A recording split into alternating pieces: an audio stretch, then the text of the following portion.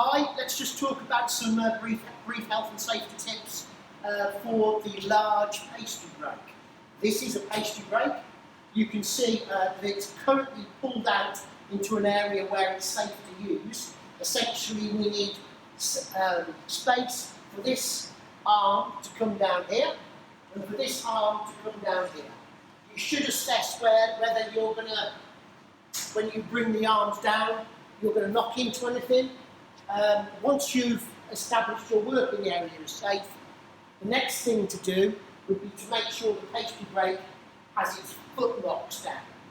You actually put your foot on that and lock it in place. Now these arms are quite heavy. They are held up with this little spring pin here. The way you can do this is by firmly grasping one of the arms with one hand, pulling back on the locking pin, and then very gently allowing it to drop and lock into place. I'll do it on the other side. Take the weight with one hand, pull back the locking pin, and then just gently lower it into position. Okay, so to operate the pastry break, you now have the arms down. You next have to think about putting the safety guards in place before we use it.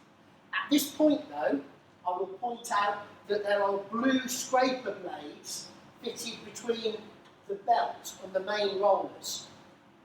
If they're not in place, you should talk to your lecturer or the bakery technician about having the blades, the scraper blades put in place for you.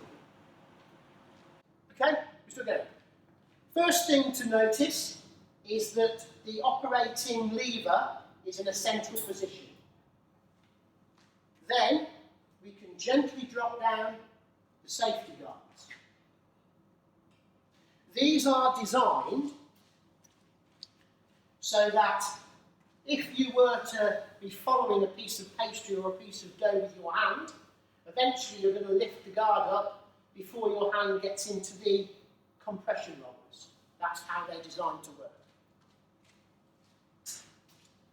Once they're down in place, the simple operating mechanism can be demonstrated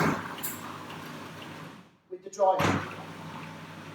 So towards the left runs both belts to the left, towards the right runs both belts towards the right.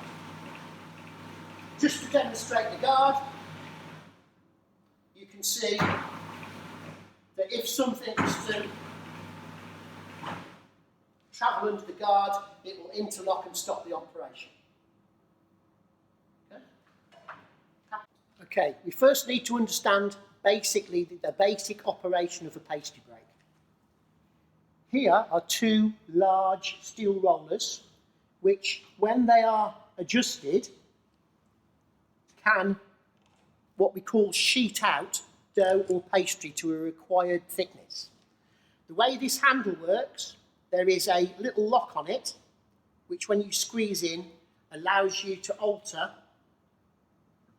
the distance between the two rollers. Good practice is when you first put any block of dough or pastry on the pastry break is to ensure the rollers are in the fully opened position.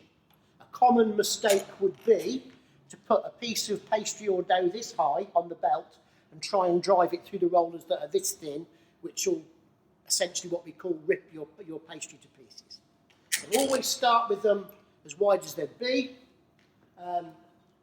You would have the safety guard down, and your first operation would be on number 30, which is the widest they'll go, take the pastry through.